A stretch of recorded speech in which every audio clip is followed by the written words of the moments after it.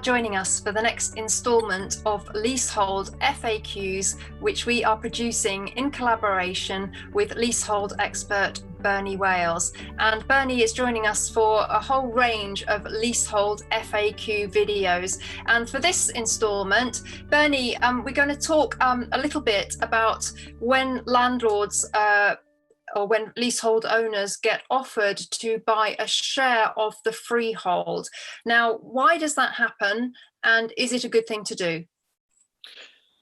Well, if you get this offer, the first thing you must do is act fast. Get advice, because there is a timetable attached to such an offer, and it's quite a short timetable. On a Section 5 notice, it's 2 months, and you're probably into that 2 months by the time you hear about it. And on a right to enfranchise, they may go without you. So number one rule, act fast, get advice. Now, there are two situations where you may get this offer to buy into the freehold. The first is Section 5. The second is right to enfranchise. So Section 5 first. This is where the landlord, existing landlord, freeholder, has decided to sell the freehold. And they may have a buyer in mind, a price in mind, etc. They may have a contract ready to go. But the law says that they must offer it to the existing leaseholders first. It's sometimes called the right of first refusal. So they serve a notice, and there's various types of Section 5 notice, depending upon whether it's a contract or it's going to auction or whatever. But the point is, it gives the leaseholders 2 months to decide whether the majority of them, so more than 50% of the leaseholders, want to accept that offer and buy the freehold. So the second thing after getting advice is speak to your neighbours, speak to the other leaseholders, find out whether there is general agreement on, yes, we think this is a good idea. Doesn't commit you at this stage, but get a group of people together, a WhatsApp or an email group or whatever. And what you need to do is more than 50%, ideally 100%, because then it's cheaper per person. The thing to do next is, if it looks as though you could be going for this, is, well, is it the right value? Is the price that's stated in that notice a reasonable value? And that needs evaluation done. You could get an initial one done via me, or if it's a complicated one and we need something really proper, then we would get a leasehold specialist valuer to do that value. But it's always worth checking, because certainly I know when I serve a Section 5 notice as a landlord, I'll inflate the price a bit, because if I can get an extra few grand, well, why not? So check that the offer you intend to accept is the right offer at the right price. Also consider, well, what can we do if we then go on? And that would be, well, you take over the management, there's lease extensions, etc., etc. I'll come back to that.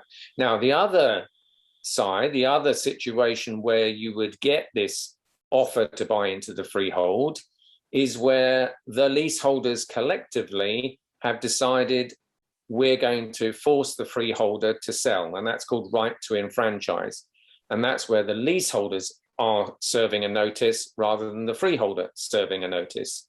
Now, in that situation, you probably would have heard about it previously, because the leaseholders will get together first, and they'll get a valuation sorted out so that they know roughly what they're talking about, and certainly they've got a figure to go in their claim notice. Again, you've got to get that right value. And I suppose in terms of viewers of this video, it's a question, well, is it right for me? Is that value, whatever I will have to pay, is that a good idea for me as a buy-to-let landlord? Consider that it's an investment in your business. And one of the things that will probably happen, in addition to buying that slice of the freehold, is that you'll get a lease extension as part of the process. And that may be very useful, because the cost of buying into the freehold is normally very similar to a lease extension premium. And the amount of hassle and legalities and stress is much the same as well. So would that be useful to you? If it is, tick. The other thing is that when the leaseholders buy the freehold, they take over the management of the building. They will instruct the managing agent and the managing agent will do what the leaseholders want and will run the service charges with them in mind, as opposed to an outside freeholder who may have different priorities. So that may also be a very good reason to go ahead. And I suppose the final question is, well, do you individually need to do it? I would normally say, well, yes, you would, because it gets your destiny in your hands as leaseholders. But you as a buy-to-let landlord may think, well, actually, I don't need to do this.